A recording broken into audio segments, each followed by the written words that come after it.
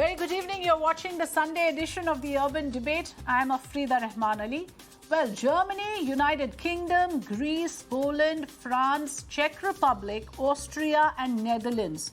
These are countries, viewers, at the moment that are recording a surge in COVID cases. Dr. Hans Kluge, the director of the World Health Organization, says that Europe region now is back at the epicenter of the pandemic. Europe is among the most vaccinated regions, viewers, and that is what makes this worrisome. Germany, for instance, has a vaccination rate of about 67.2%, while France has vaccinated 76% of its population. Yet these two countries now are in this dubious list of nations that are recording a surge. The graph is going up in these European nations. So why are these countries, despite having a high vaccination rate, struggling to control the COVID infections? 4 or 5 primary reasons have been cited, which will be showing up on our screens. It is said that because of small pockets of unvaccinated people, these are the pockets that are driving the transmission. So one reason being cited is unvaccinated people spreading the infection. The other reason cited is that the new variant, the Delta variant, which is known for its easy transmission, is the culprit behind this surge. The third reason, which again could apply to India as well, is complacency. There are people who have lowered the guard. And remember, despite vaccination, you can still contract the virus, you can still spread it, even though you may not get seriously ill. So if complacency sets in, the virus will continue to spread.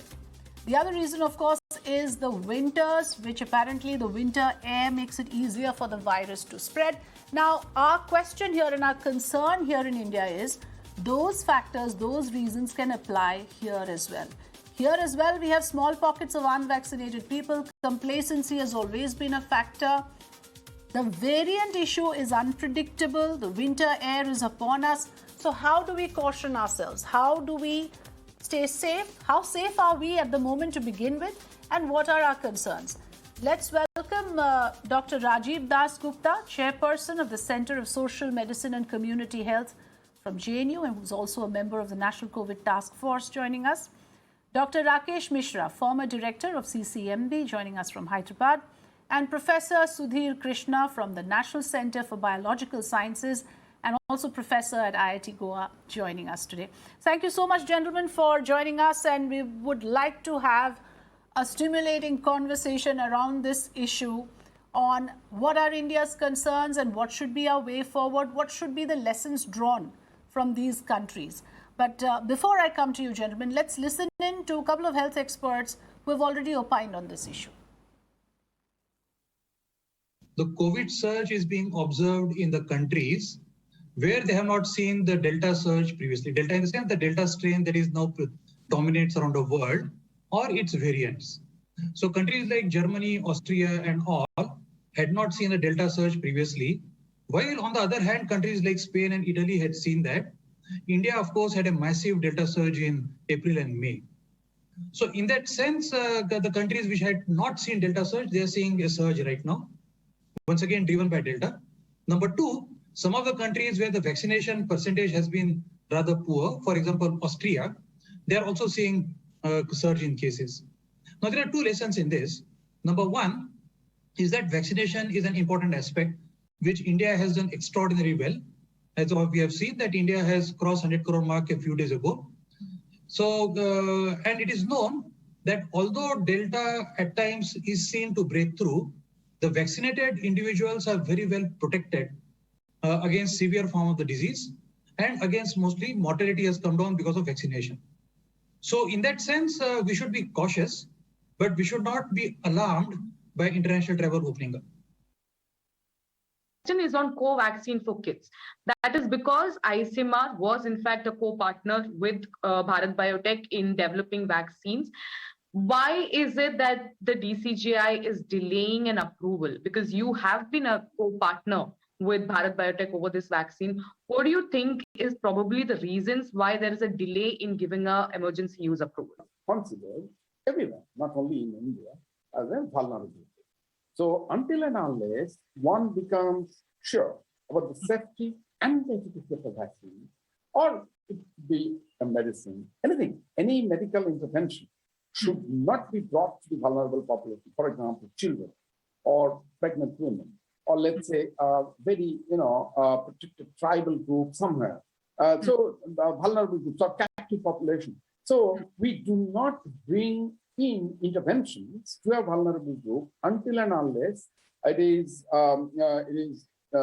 we can confidently say that this is safe and this is biomedical research institute. Of course, ICMR was involved in the vaccine development, but that should not mean that the regulatory framework should be overpowered. Not at all. Every country has its own regulatory framework and the authority, and they should examine each and every piece of information, and if some more information is required, that would be looked into. So I would say I do not see any conflict there. I'd rather say that the regulatory framework and the authority within India is quite proactive, but at the same time, it would be responsible for safeguarding the interest of the vulnerable groups. Okay, Dr. Rakesh Mishra, coming to you first on this. Of course, children are not vaccinated yet. That process hasn't even started, like we just heard. What are the concerns for India at the moment, sir? Because we are recording somewhere around 10,000 infections. That is the figure this week. And our vaccine coverage has crossed 116 crores. But at the same time, we know that when a surge of this nature happens, and with international travel opening up, we as a nation become vulnerable immediately. Dr. Mishra. Yeah, you're right that we are having very low positivity. 10,000 cases is really a very comfortable number considering what we have gone through. And we are really in very strong position because as you just mentioned, there has been very good rate of vaccination which is going on. Although there are vulnerable groups like children who are not vaccinated, and some people for some reason have not received the full vaccination. And even those who are vaccinated, if they have comorbidities, they are the vulnerable groups and they will remain vulnerable till anything changes.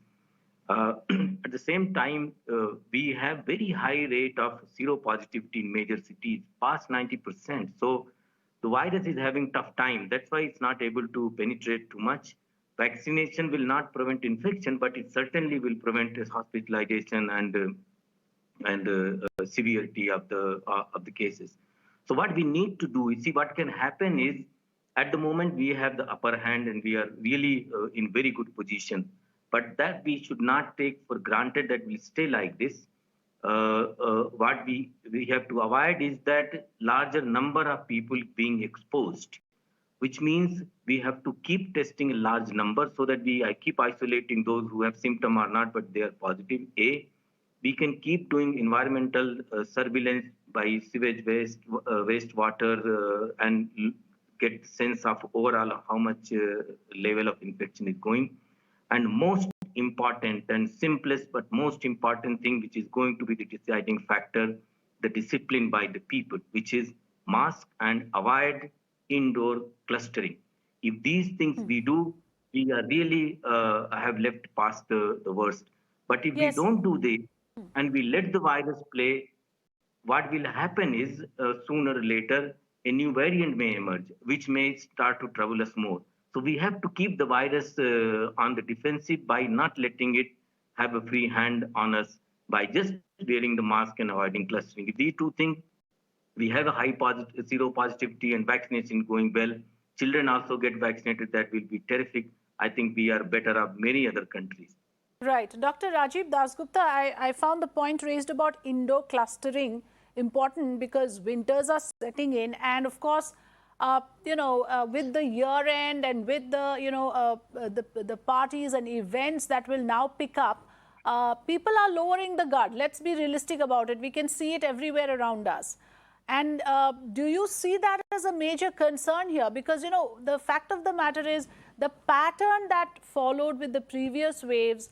Are we to believe that now with the vaccination much higher, we are more protected because of the vaccination? Or do you think that the COVID appropriate behavior will be the deciding factor, not the level and extent of vaccination? Dr. Dasgupta. Thank you. Well, on a slightly lighter note, the preventive behavior benchmarks or bars were lowered much earlier, not just now or today. And despite the last several weeks of festive season, we haven't seen anything near to the surge that was anticipated. We haven't seen the third wave, which was projected based on modeling to be happening in October, November. And the principal reason is, as very rightly Dr. Rakesh said, is the very high seropositivity levels, which means that most of India has been exposed, and as a combination of both infection and again within infection, both symptomatic infection or disease, as well as asymptomatic infection plus vaccination, there is a huge level of protection that we are currently enjoying. And I'll give the example of Kerala, which in the fourth National Sero Survey in July had the lowest seropositivity of 44.4, but there the seropositivity now has gone up to 80 plus and nearly 90 among residents of slum population and coastal areas which are more densely populated. So that really is what's put India at a relatively But sir, isn't it also position. true that Kerala is a state which is already recording very high number of breakthrough infections? The figures that I have, 1,19,401 positive cases reported from Kerala in the past 15 days, from 19th October to 2nd of November. And of these, if I may point out, 57.9% of the total case count are vaccinated people who had either one or both doses. A little clarity on that, please. Yes. Any state, any district, any country, the higher the vaccine coverage, it will ultimately end up having more infections among vaccinated people, for the simple reason that vaccinated people will also get infections. But on the plus side, the severe disease, need for intensive care, deaths, these will be much lower. Okay. Even take the case of USA as we speak. In the last week, WHO situation report, in the Americas region as a whole, while cases have gone up 8% in the last week, mortality deaths have actually gone down 3%. Deaths are minus 3%, even with cases of plus 8%. And that's true of the world as a whole, except, of course, Europe, where cases have gone up 8% and deaths have also gone up 5%. And other panelists have explained the situation in Europe. Yes. Do you concede with that, Professor Sudhir Krishna? I found it interesting that, it is but natural that vaccinated people will contract the virus more, either because they will lower the guard, but at least they will not fall seriously ill. So it is more important to look at the mortality and the fatality rate, you feel, Professor Krishna? No, let me correct. It's not that vaccinated people will get it more. The higher the proportion of vaccinated in the total population, the higher proportion getting cases will be vaccinated. Have a vaccinated status. Okay, those states with higher vaccinated people will naturally have a higher proportion of people contracting the virus. Did I get that correctly? Among the higher probability of contracting the virus, but among those detected as positive will have a positive vaccination status. Okay, Professor Krishna. Yeah, so I won't cover ground that the others have covered, Shekhar, Rakesh, and Dr. Dasgupta, but I'd like to focus on the issue of vaccines. There are three components to the vaccines. What do you use, which is whether it's a single protein like the spike protein, or do you use multiple subunits like the Covaxin? The second is the delivery system, whether you use adenoviruses, mRNA, or you use an inactivated approach. And the third is adjuvants. So in the case of Covaxin, for example, they use an adjuvant developed by a person of Indian origin, Sunil David, who actually was in Christian Medical College, Vellore, and is now in the US, and it was funded by the US. So what you really need to do at this moment, and since we have somebody from the task force, is look at which vaccines are working well and against which targets. So if you look at the natural infections in Israel, and I saw a preprint a few months ago, and I don't know whether the paper has come out, they had a very high incidence of protection from natural infection. The point that Shekhar and Rakesh make about high delta and high seropositivity, in a sense, tells you the same thing. That, you have, in addition to your vaccination, you have a very high seropositivity because of high transmission of delta, which is probably what happened in the second wave point. So I think at this point, in addition to the multiple variables that you're looking at about what target groups, and obviously your vulnerable groups, health workers, people with comorbidities always remain your target groups. The critical issue really is, how do you want to vaccinate going ahead? Do you want to rebuild the spike proteins? Do you want to use inactivated vaccines like Covaxin? Do you want to consider a mix and match strategy? Is there data that specific groups behave differently? Does it matter whether transmission is important? Does it matter whether efficacy is important? I think the more you look at data globally and here, you'll be in a much better position to plan your strategy. Okay, that's a very important point, and I want a quick word on it from both the other panelists, because is there a rethink and a reimagining of our vaccine strategy that is required? Dr. Dasgupta, you first.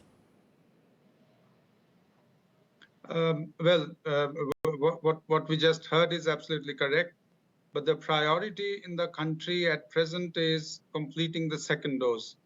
And that's still quite a very big task that remains. And within that specifically, there are two challenges. One is those states or districts which are predominantly rural actually have relatively low coverage within this overall comfortable situation, and therefore the challenge in those districts and those states is to increase the outreach services, and the government's current target is to have at least 90% coverage by the first dose by the end of November, which is relatively more achievable. What is relatively more challenging is to actually have schedules, the two-dose schedule completed of all those who have taken the first dose of vaccine, because in this comfortable situation, there are definite markers of complacency. Okay. And therefore, what the Prime Minister called for, and the Har Ghar Dastak campaign actually is focused on completing the full schedule. And therefore, in the Indian context, and as Dr. Panda's presentation earlier on, he argued that that is the primary task at hand, and booster doses is not really something which is India's prerogative at the moment. Yes, that's Thank right. Dr. Mishra, again, are we in a way now, of course, the focus, as we have heard from several authoritative voices, should be to complete the adult vaccination. We are not even at a stage now to consider booster or consider probably vaccinating children. Do you agree that that should remain our primary focus, and the Europe concerns should not affect us immediately, and we stay focused on this agenda at the moment, Dr. Mishra? Absolutely. We are doing very well. And the other side is that we don't have many choices. Most of the vaccine is Covishield in the country, more than 80% or so. So there is not much that we have to choose. Availability is the most important aspect. We have many vaccines granted, approved for emergency usage and all, but they're not there already in the usage. So we are doing well, and we have to keep using. Covishield is doing so well now. It is recognized. Covishield already recognized in many countries and so on. Let's not worry so much which one is better and which one. Those are probably we can think maybe after 6 months when everybody is vaccinated, and if there is a need for booster for vulnerable group and so on, or people with comorbidity. But I would like to add that if vaccine gets available for the children, they should also get vaccinated quickly, because that will help. Children have very strong immunity, natural immunity. They may not fall sick so much and have a problem, but they will be spreading. They will bring him home, and then adults will get from there. So they are also very important. If we have possibility, I would like that children also get the vaccine doses quickly, and then we will be really very, very safe. Yes. Once we are vaccinated, then as Sudhir mentioned, the natural infection or vaccination, then we are really safe from the tragedies of hospitalization, suffering and death and severities and all. Minor symptom may come, and that will be not really so much of a problem. And in the meantime, I would like to reiterate, even at the cost of being repetitive, that mask is going to decide how much we will suffer and how much we are giving advantage to the virus to come up with the unpredictable or worse variants.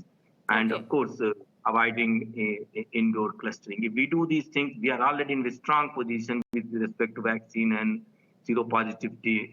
So we don't have to really worry so much about what is happening in Europe and all. But we have to keep watching. As I mentioned, we have to keep surveillance, which means if there is new variants appearing, if suddenly there is surge in some places, and they have to be then addressed especially. But we are in good position at the moment. So we don't have to worry. We keep doing our economic Okay. and other activities, but keep be very careful. Any caution, let me put that to Professor Sudhir Krishna, any caution to those who are traveling abroad, or do you recommend any sort of restrictions from Europe in particular, now that so many of their countries are reporting this surge? Can we afford to turn a blind eye to that factor? Because obviously trade and travel will continue. Businesses have opened up. So the scientific question really is what kind of variants are populating those surges, right? And the assumption right now is that Delta is the major variant, which we've been through in a big way out here. So I think, and Rakesh is involved in a big way in sequencing and so on. I think one of the things that one must continue to do is to look at sequencing data from elsewhere and sequencing data from here. So that, if there's a surge of a different kind somewhere, then you're a little bit more well informed in taking decisions. I think the assumptions right now are that they're Delta and they're, whatever decisions you're taking are reasonable right now. Okay. But I'd just like to qualify a little bit. It's not an argument, but just a qualification of what the two previous speakers said. I'm not actually saying that we should change our vaccination strategy, but I think this is a good time to spend time grasping which vaccines are working very well, because it would be very useful. If you have to make decisions, if you have to make proactive decisions, if you have to fine-tune your strategy, you need to understand them very well. So I would actually expand sequencing. I would stay on our toes in terms of sequencing, but I will also look at sequencing data from other parts of the world and see whether variants are behaving very differently. That's going to be critical. Yes, the data that can be accessed, must be accessed and studied. And if, like you said, if we need to take a relook at which vaccines to use, one should not shy away from it. Okay, all the points well taken. Thank you so much, gentlemen, for joining us and giving us clarity on these important issues. But the fact of the matter is, yes, there are concerns about whether the effect of the vaccine is waning for those who got vaccinated early in the day, the elderly, and whether the priority should be now to look at a booster dose, or whether we should first complete our agenda of covering the adult population. We still haven't managed to cover the entire adult population. The deadline was 31st of December. And once we do that, there are a couple of other issues that this country will have to look into, considering that there are surge in not just in European countries, but also in parts of Russia, closer home. So we cannot turn a blind eye to those factors as well. I leave it at that. Thank you so much for watching the Sunday edition of The Urban Debate.